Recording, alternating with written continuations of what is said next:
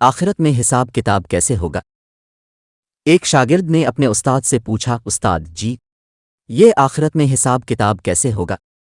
استاد نے ذرا سا توقف کیا، پھر اپنی جگہ سے اٹھے اور سارے شاگردوں میں کچھ پیسے بانٹے۔ انہوں نے پہلے لڑکے کو 100 درہم، دوسرے کو 75، تیسرے کو 60، چوتھے کو 50، پانچویں کو 25، چھٹے کو 10، ساتویں کو 5، اور جس لڑکے نے سوال پوچھا تھا اسے فقط 1 درہم دیا۔ لڑکا بلا شبہ استاد کی اس حرکت پر دل گرفتہ اور ملول تھا۔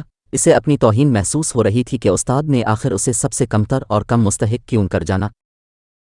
استاد نے مسکراتے ہوئے سب کو دیکھتے ہوئے کہا، سب لڑکوں کو چھٹی، تم سب لوگ جا کر ان پیسوں کو پورا خرچ کرو۔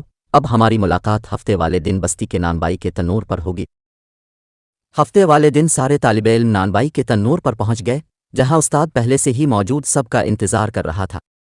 سب لڑکوں کے آ جانے کے بعد استاد نے انہیں بتایا کہ تم میں ہر ایک اس تنور پر چڑھ کر مجھے اپنے اپنے پیسوں کو کہاں خرچ کیا ہے کا حساب دے گا۔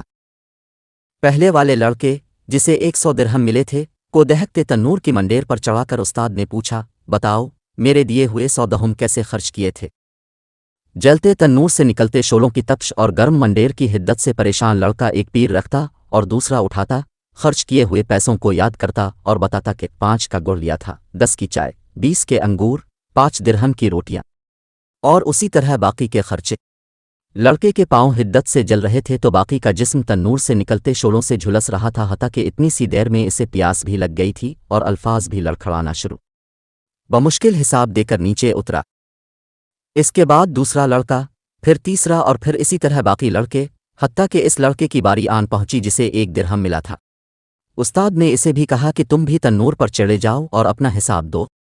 لڑکا جلدی سے تنور پر چڑھا، بغیر کسی توقف کے بولا کہ میں نے 1 درہم کی گھر کے لیے دھنیا کی گڈی خریدی تھی، اور ساتھ ہی مسکراتا ہوا نیچے اتر کر استاد کے سامنے جا کر کھڑا ہو گیا، جبکہ باقی کے لڑکے ابھی تک نڈھال بیٹھے اپنے پیروں پر پانی ڈال کر ٹھنڈا کر رہے تھے۔ استاد نے سب لڑکوں کو متوجہ کر کے اس لڑکے کو خاص طور پر سناتے ہوئے کہا، بچوں، یہ قیامت والے دن کے حساب کتاب کا ایک چھوٹا سا منظر نامہ تھا۔ ہر انسان سے اس کو جس قدر عطا کیا گیا کے برابر حساب ہوگا۔